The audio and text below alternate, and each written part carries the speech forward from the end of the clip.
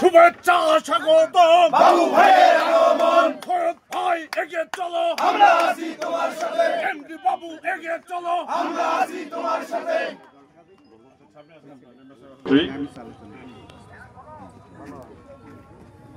আমি আসলে শুরুতেই কি ভাষায় ধন্যবাদ জানাবো, কৃতজ্ঞতা প্রকাশ করব, সেই ভাষাই খুঁজে পাচ্ছি না আজকের আয়োজকদেরকে। আমার ওই জন্য আমি একটু অনুরোধ করলাম যে আপনাকে আমার পাশে দাঁড়ান। হ্যাঁ, কারণ যাই বলি না কেন আজকে আপনারা এই বলার প্ল্যাটফর্ম তৈরি করে দিয়েছেন এবং আমার অতি প্রিয় ধর্মপালবাসীদের সামনাসামনি হওয়ার সুযোগ করে দিয়েছেন। তো আমি শুরুতেই উপস্থিত সবাইকে আমার সালাম জানাই। আসসালামু আলাইকুম। সনাতন ধর্ম ভাইদের প্রতি আমার আদাব ও শুভেচ্ছা। আজকের এই ধানের শীষের প্রচারণা সভার সম্মানিত সভাপতি, আমার সাথে জাতীয়তাবাদী শক্তি, জাতীয়তাবাদী পরিবারের জেলা, উপজেলা, ইউনিয়ন, বিভিন্ন অঙ্গ সংগঠনের বিভিন্ন পর্যায়ের প্রাণপ্রিয় নেতৃবৃন্দ, আমার অগ্রজ শ্রদ্ধেয়, তারা কষ্ট করে এখানে এসেছেন, দীর্ঘক্ষণ ধরে এখানে বসে আছেন, বক্তব্য শুনছেন এবং আপনাদের ধৈর্য দেখে আমি অবাক। আপনাদের সবাইকে আমার অন্তঃস্থল থেকে আরেকবার ধন্যবাদ ও মোবারক জানাচ্ছি। আর আমার মা বোনেরা, আপনারা যারা বসে আছেন, আপনাদের এই গুচ্ছ গ্রামে আমি এর আগে অনেকবার আসছি। 2008 সালে কি ছিল এটা? হ্যাঁ। তো আসলে আমাদের কিন্তু যে উদ্দেশ্যে এখানে আসা, যে আমরা তো স্থানীয় এমপি চাই এবং আমাদের মা বোনদের মনের মতো এমপি যাতে হয় সেই এমপি চাই, এই জন্যই আসলে এখানে আসা। কি বলেন আপনারা? যাতে ওনারাও যে সরাসরি এমপি সাহেব যিনি হবেন, নির্বাচিত প্রতিনিধি যিনি হবেন, তার সাথে সরাসরি তাদের কথা বলতে পারেন। এখানে আমার শ্রদ্ধেয় বড় ভাই অগ্রজ বিভূতিভূষণ হোসেন দা কিছু কথা বললো, আগে নিজেদের সমালোচনা করে নেই।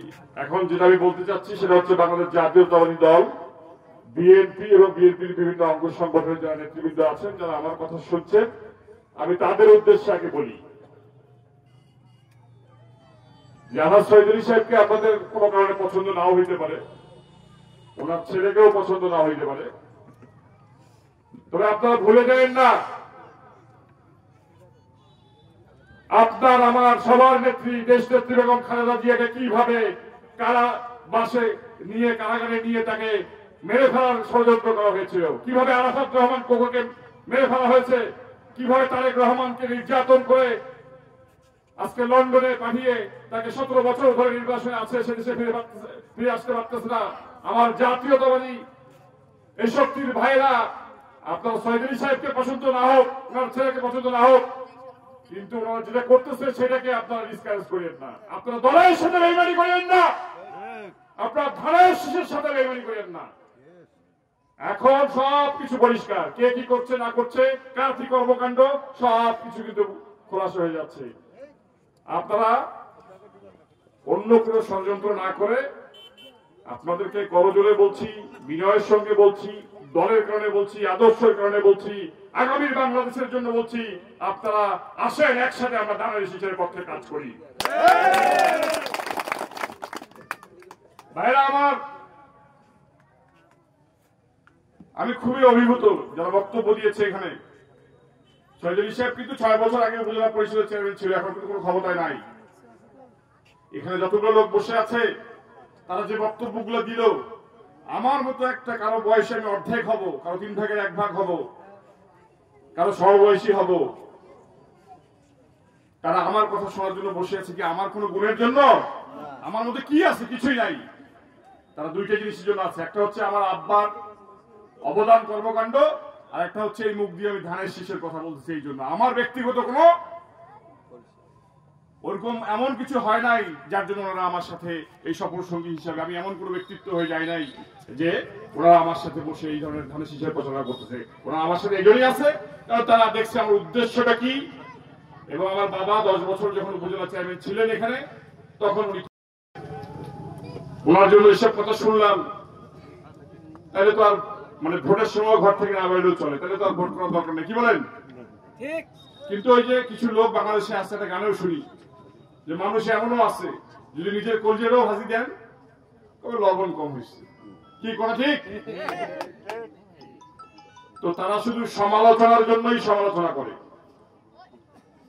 একটা মানুষের কোন কর্মকাণ্ড নিয়ে কিন্তু সমালোচনা করে না। আমরা বিগত 54 বছরে জনঢাকায় কোন স্থানীয় প্রতিনিধি পাই নাই, যাদেরকেও পাইছি তারা স্থানীয় কোন মানুষের জন্য সেইভাবে কোন কর্মকাণ্ড করে নাই।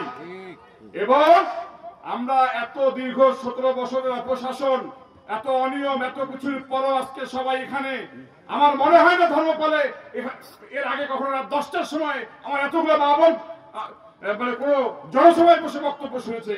কারণ তাদের মধ্যে আজকে চাহিদা তৈরি হয়েছে যে আমরা আমাদের এমন একজন নেতা তৈরি করব যিনি আমাদের কথা শুনবেন, যাকে আমরা যদি ভোট দেই সেই আমাদের ভোটের আমানতদারি করবেন, যার জবাব দিতে থাকবে, যাকে আমরা জিজ্ঞেস করতে পারবো যে আপনাকে ভোট দিয়েছি, আপনার আমাদের জন্য কি করলেন বা এই কাজটা কেন করে দিলেন না। হ্যাঁ, ভাড়াটিয়া এমপি, হ্যাঁ ভাড়াটিয়া এমপিদেরকে নিয়ে সেদিন কি জানি বললো শুনলাম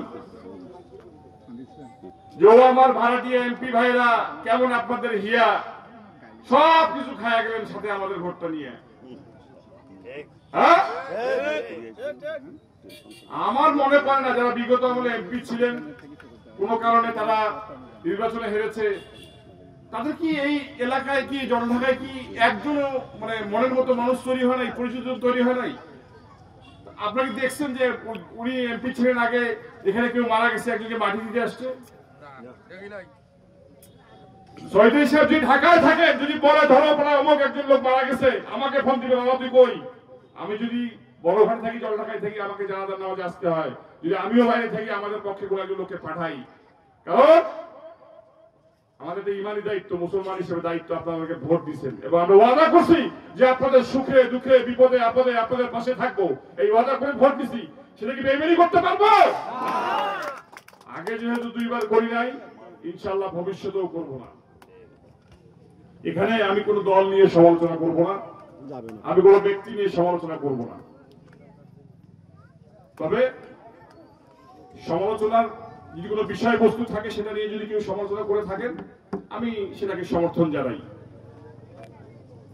আলহাজ সৈয়দ আলী সাহেব আগামীতে যদি আপনারা মনে করেন যে উনি আপনাদের সেবা করতে পারবেন, উনি আপনাদের পাশে থাকতে পারবেন, তাহলে তো আপনারা ভোট দিবেন। কিন্তু তারও তো কিছু কথা আছে নাকি? অবশ্যই। এই যে আপনাদের সামনে আমাদের সনাতনী ভাই বোনরা যারা আছেন, আপনাদের পুজো কবে? 28 তারিখ শুরু ভাই। আমাদের কোন এমপি আছে? আমাদের কোন উপজেলা চেয়ারম্যান আছে? আপনাদের যদি কোনো বিপদ আপদ হয় কে দেখবে? আমি আপনাদেরকে কথা দিলাম যে আপাতত এই 28 তারিখ পর্যন্ত আপনারা নিশ্চিন্তে পূজা করবেন। 28 তারিখে পূজা শুরু হবে। আপনার নির্ভাবনায় সনাতনী ধর্মাবলম্বী ভাইরা আপনাদের ধর্মীয় অনুষ্ঠান পালন করবেন। আপনাদের পাশে আলহাজ সৈয়দ আলী সাহেব আছে, নাইলে আপনাদের এই ভাতিজা ভাই এই বাবু আছে, আপনাদের সব রকম সহযোগিতা করবে।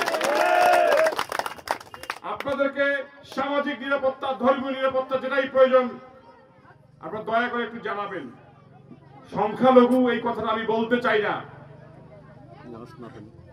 আপনারা আমার সনাতনী ভাই, আপনাদেরকে এই বাংলাদেশে যাতে আর হেয় হইতে না হয়, ঠিক আছে? সংখ্যালঘু কথাটাকে যদি এই জনঢাকা থেকে আমরা বিতাড়িত করতে চাই, তাহলে আলহাজ সৈয়দ আলী সাহেবের মতো একজন এমপি দরকার আছে কিনা বলেন আপনারা? আমাদের তো এত অভ্যাস খারাপ, আমরা হিন্দুও বলি না, আমরা বলি হিন্দু। আপনারা আর বিক্রি হয়েন না কাকারা, ও বাবারা, আপনারা আর বিক্রি হয়েন না। আপনাদের একটা ভোটেরও যা দাম, একজন মুসলমানের একটা ভোটে সে একই দাম। আপনাদের ভোট দিয়ে আপনার যোগ্য প্রতিনিধি নির্বাচন করেন, সে 24 ঘন্টা আপনাদের পাশে থাকবে। এই দেশে যদি সুষ্ঠু ভোট হয়, যদি আগামীতে আলহাজ সৈয়দ আলী সাহেব ধানের শীষের পক্ষে নমিনেশন পায়, তাহলে উনি ভোট করবেন। এবং আমিও বলছি আমার আব্বা একাধিকবার বলেছে, যদি সে নমিনেশন না পায়, দল যাকে নমিনেশন দেবে উনি ধানের শীষের পক্ষে কাজ করবে, ওনার নেতাকর্মী কাজ করবে। এর থেকে আর পরিষ্কার বক্তব্য কি বিভূতিতে আর দেওয়ার আছে? কিছু বাকি আছে বলেন আপনি? তাহলে যারা আমরা জাতীয়তাবাদী বিশ্বাসী, তারা তো নিজেদের মধ্যে বিভক্ত করতেছি। অথচ আমাদের শহীদ রাষ্ট্রপতি জিয়াউর রহমান জাতীয়তাবাদ কেন নিয়ে এসেছিলেন? যে এই দেশে জাতির কোনো ভেদাভেদ হবে না, হিন্দু, মুসলিম, বৌদ্ধ, খ্রিস্টান সবাই সমানভাবে এই দেশে বসবাস করবে। এই জন্য হচ্ছে বাংলাদেশ জাতীয়তাবাদী দল। আমরা আজকে দল করি, দলের নেতা পরিচয় দেই, কিন্তু দলের মূলনীতি কি, দলের উদ্দেশ্য কি, দলের আদর্শ কি, সেখান থেকে আমরা বিচ্যুত। আসেন আপনি, আমি, আমরা সবাই জনগণের পাশে দাঁড়াই। জনগণের কাছে আমাদের অনেক জবাবদিহিতা আছে, সেই জবাবদিহিতা নিশ্চিত করি এবং আগামীতে তাদের পাশে কিভাবে থাকবো, কিভাবে কাজ করবো সেগুলো বলি। তারপরে আমরা আমাদের কোনো বক্তব্য থাকলে তাদের কাছে আমরা উপস্থাপন করি। জনগণের ঋণ তো আমরা এর আগে শোধ করতে পারি নাই। জনগণ তো আমাদেরকে এর আগে অনেকবার ক্ষমতায় নিয়ে এসেছিল, আমাদের ভুলভ্রান্তি নিশ্চয়ই ছিল।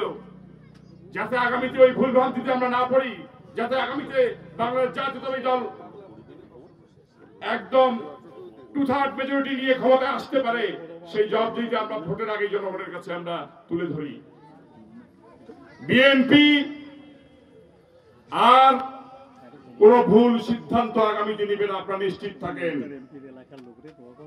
বিএনপি আর আস্তিনের মধ্যে সাপ নিয়ে ঘুরবে না, যে সাপ বের হয় বিএনপিকে নিজেই দংশন করবে, আপনারা নিশ্চিত থাকেন। এটা আমার কথা না, আমি বাবুর কথা না, এটা আমাদের দলের ভারপ্রাপ্ত চেয়ারম্যান জনাব তারেক রহমান একাধিকবার বলেছেন। উনি সব সময় প্রতিনিয়ত প্রতিটা বক্তব্যে উনি আমাদের দলীয় ভাবে আত্মসমালোচনা করতেছেন। উনি অন্যের ঘাড়ে আর বন্দুক রাখার চেষ্টা করেন না কখনো। উনি স্ট্রেট কথা বলেন। উনি বলে দিয়েছেন বিএনপির নেতা কর্মীদেরকে যে আপনারা কোন ধরনের কোন সালিশে যাবেন না, আপনারা কোন সালিশ করবেন না। উনি বিএনপি নেতাদেরকে সর্বশেষ যে নির্দেশনা দিচ্ছে যে আপনারা আর কোন ধরনের সালিশে অংশগ্রহণ করবেন না। বিএনপি তো সবকিছু সারা বাংলাদেশের চুরি ডাকাতি করে খাইলো। আপনারা নিজে বলেন তো, এই জলঢাকা উপজেলায় 5ই আগস্টের পরে কি কি দখল হয়েছে এবং কারা দখল করছে একটু বলেন তো আপনারা? প্রতিটা স্কুল, কলেজ, প্রতিটা প্রতিষ্ঠান, প্রতিটা হাট বাজার কারা দখল করছে আপনারা জানেন না? তাহলে আপনারা আপনাদের বিবেককে কাজে লাগিয়ে, আপনারা আপনাদের ভবিষ্যতের কথা চিন্তা করে, আপনারা আপনাদের এলাকার উন্নয়নের কথা চিন্তা করে এমন একজন প্রার্থী নির্বাচন করবেন যিনি আপনাদের বরাদ্দের টাকা লুট করবেন না, যিনি আপনাদের আমানত খেয়ানত করবেন না, যিনি আপনাদেরকে আইনগত সহযোগিতা দিতে পারবে, যিনি আপনাদেরকে সামাজিক নিরাপত্তা দিতে পারবে, যিনি কাউকে দিয়ে আপনাদের সাথে মামলাবাজি করবেন না, যার কোনো ব্যক্তিগত ম্যানেজার থাকবে না, যার টন মন কেনার মতো কোনো লোক থাকবে না, যাকে বরাদ্দের জন্য কোনো টাকা দিতে হবে না, যাকে চাকরির জন্য কোনো টাকা দিতে হবে না, এরকম একজন লোককে আপনি নির্বাচিত করবেন। পরিশেষে আমি আসলে খুবই অভিভূত, এতক্ষণ পর্যন্ত একটি লোক এখান থেকে ওঠে নাই। আমি কথা দিয়ে গেলাম, আজকে যে কথাগুলো বললাম আপনাদের সামনে, যদি আমি বেঁচে থাকি আপনার প্রত্যেকটা কথার হিসাব আমার কাছ থেকে নেবেন, যদি এক চুল এদিক সেদিক হয় ইনশাআল্লাহ।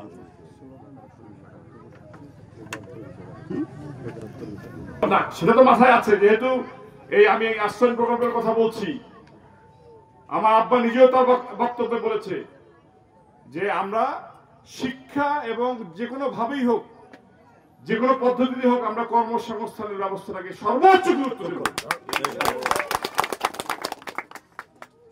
পরিশেষে আপনাদের সবার সুস্বাস্থ্য কামনা করে দেশনেত্রী বেগম খালেদা জিয়ার জন্য আপনারা দোয়া করবেন।